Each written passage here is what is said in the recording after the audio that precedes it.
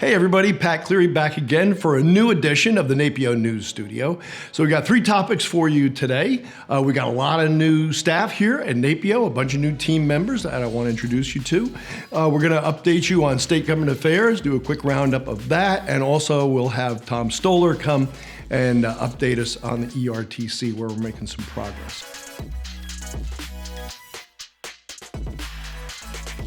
So, first, let me start with the new staff at NAPEO. Hannah Walker has joined us as Senior Director of State Government Affairs. Sorry, Gary. We stole her from my friend Gary Bradford at Unique HR down in Texas. And Hannah has joined us and brings a lot of wattage to the team. And she's just great with a great attitude. She's a lawyer, don't hold that against her. And she will honcho the team that already has Emily Marsh and Kristen Baldwin on it. So we look forward to being fully staffed on State Government Affairs, which is great. We've added Alex Milliken as Director of Federal Government Affairs to help Tom Stoller on the Hill, and already Alex has proven his worth. He's been wearing the shoe leather out down at Capitol Hill. He was key in helping us on National PEO Week and executing all of that, and has just been a great addition to our team. He worked on the Hill for a number of years, and again, we're glad to have him here. Evan Fowler is our Director of Communications. He was a reporter. He's a reformed reporter who is now working for us. He's working for Gary Marshall, cranking stuff out. He's a great writer, and he is, again, as a former reporter, knows how to work with reporters and how to reach out to them and pitch a story. And same thing, he's already made an impact in the short time he's been here. Andrea Desmond is our new Director of Member Engagement. And same thing, those of you who've met Andrea know she's great. She's got a great personality, and she has been on the phones since she got here, calling the members, checking in, what's going right, where there are areas for improvement, and same thing. She's just been a great addition to the team and the culture here. Blake Warv-Decker is our Manager of Events. She started fairly recently.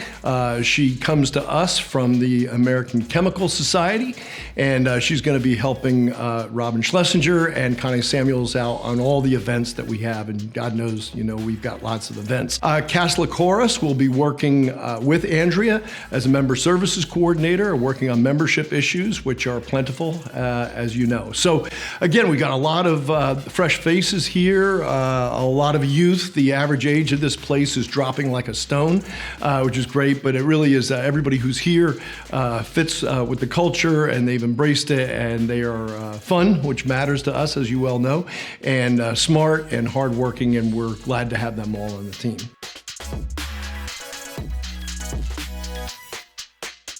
All right, turning to the state government affairs update, first and foremost is Florida, where, of course, we've got a big footprint, and a lot of you do business in Florida.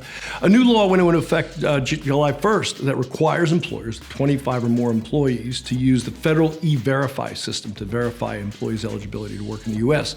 and to file annual certifications of compliance with the Florida Department of Revenue. So we've gotten clarification that verification of employment eligibility can be transferred from the PEO to the client company by written agreement or written understanding. So that's sort of half a loaf. At least you can get something in writing which will clarify this, but I know and we know that that's not all that easy for a PEO to do. So there's still lots of questions around this law, including how it's going to be applied to us, to our industry, to PEOs and their clients. So we're working very closely with FAPEO, our affiliate in Florida, Robert Scrobe, David Daniel, Mike Miller, Karen Fidel, to obtain guidance from the regulators, and we'll provide updates as they become available. I mean, this is a law that just sort of took effect, and we're going to have to see how it's going to get implemented. And you may hear from FAPEO before you hear from us. We're working hand in glove with them to see what we can do to get some clarifications around this law. In New Mexico, that saga continues. I mean, those of you who follow state government affairs or who do business in New Mexico know that we've been at this for a really long time. We're working with the New Mexico Mexico Office of the Superintendent of Insurance on the implementation of our bill that clarifies that PEOs can offer large group health plans. Our bill went into effect on June 16th, and we're waiting to receive further guidance from the Office of Superintendent of Insurance.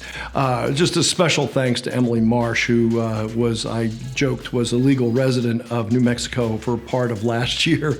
And she's worked very closely with our member companies there to see this bill through. It had lots of pitfalls along the way. But she stayed on it, and our members stayed on it and stayed united. And at the end of the day, we've got a result that is, let's just say, it's a lot better than it could have been, a lot better than where we started out. So on our Leadership Council forums on the state side, continuing on that, it's Leadership Council Forum season. We've had LCFs, Leadership Council Forums. We've had them for the Mid-Atlantic in Louisville, where turnout was great, and we discovered that the secret to a big turnout is that we had it at the Angel's Envy Distillery. So we discovered that anything that's held at a distillery will guarantee a big turnout. So thanks to our LC chair, Melissa Kelly, for making that happen, and for beating the bushes and making for a terrific turnout. And in New England,